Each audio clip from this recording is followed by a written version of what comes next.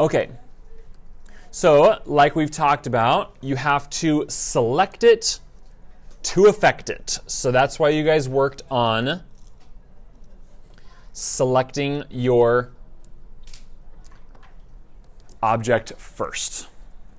Okay? Remember, you have to see the marching ants, because that's you telling Photoshop what you want selected, what you want removed from the background. Okay? Okay, with your lasso tool selected, you should see across the top of your toolbar this button that says Select and Mask. I want you to go ahead and click there. Pow. Now what happens is we go into selecting mode, where we can change some of our settings to make it the best possible. Remove it as best as possible from the background. The first thing I want you to notice is all the stuff on the right-hand side of your screen has changed to a dialog box. First, look at the little thumbnail that says View. If we click that down, we have different ways that we can view our cutout from the background. And what I want you to choose is either on black or on white. Now, if your image already had a solid white background from the internet, I would choose on black. That way you ensure that you don't see any white edges peeking out. Okay? That's what I chose for mine because it was a very light background. Okay? But you choose whichever.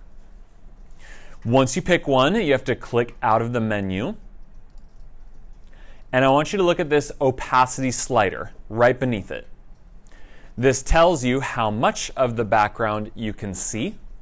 And I like to pump that up to 100% so that I see none of the background to ensure that I did indeed select my entire object.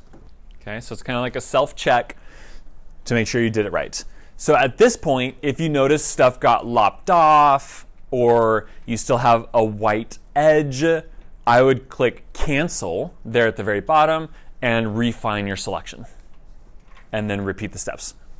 Okay, let's talk about some of the settings here in this dialog box.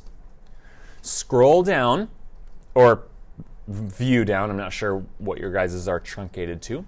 I want you to find this option right here that says Global Refinements.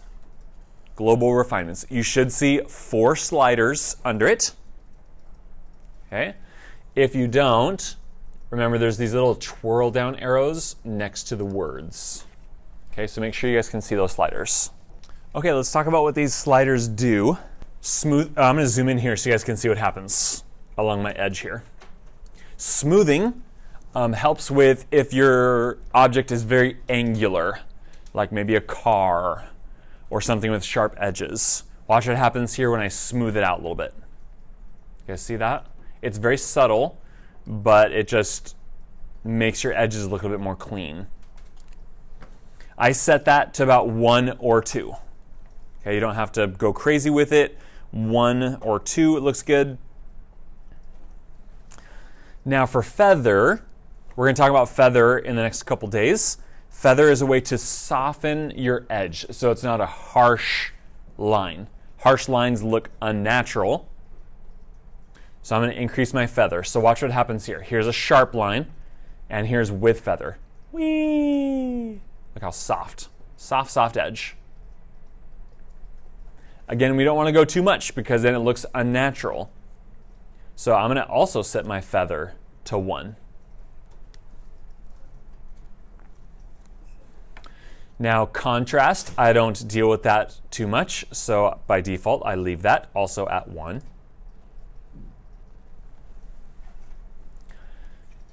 And then our shift edge. This is an opportunity to see if maybe your selection was too away from the edge and you got a little white sneaking in, or vice versa.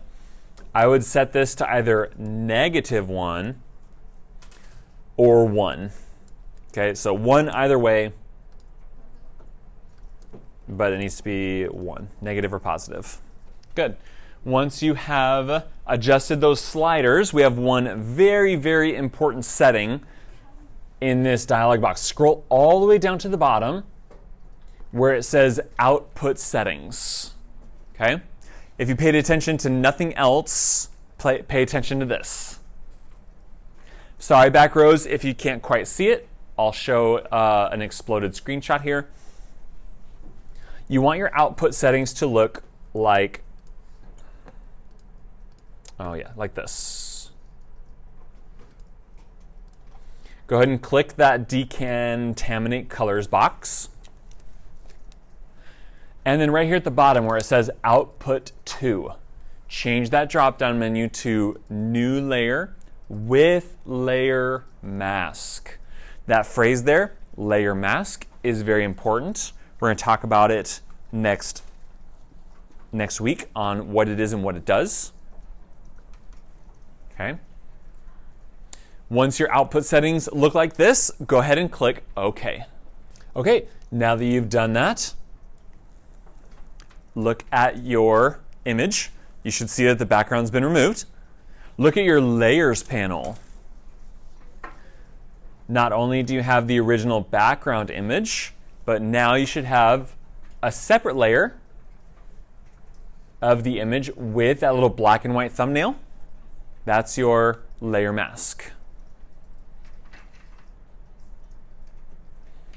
Now your background's not gone. Photoshop just hid it.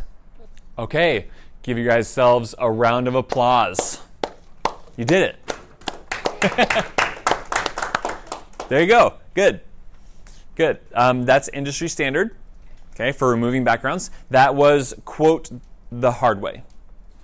Now let's do the, quote, easy way, which is letting Photoshop use AI to just determine what the object is and what the background is. Okay? No selecting, no nothing. We're just going to let Photoshop do it all. Okay? To avoid you guys deleting your hard work, we do need to kind of, quote, start over. So look at your layers panel. Go ahead and hide the layer you just made. Click the little eyeball that's next to the layer and hide it.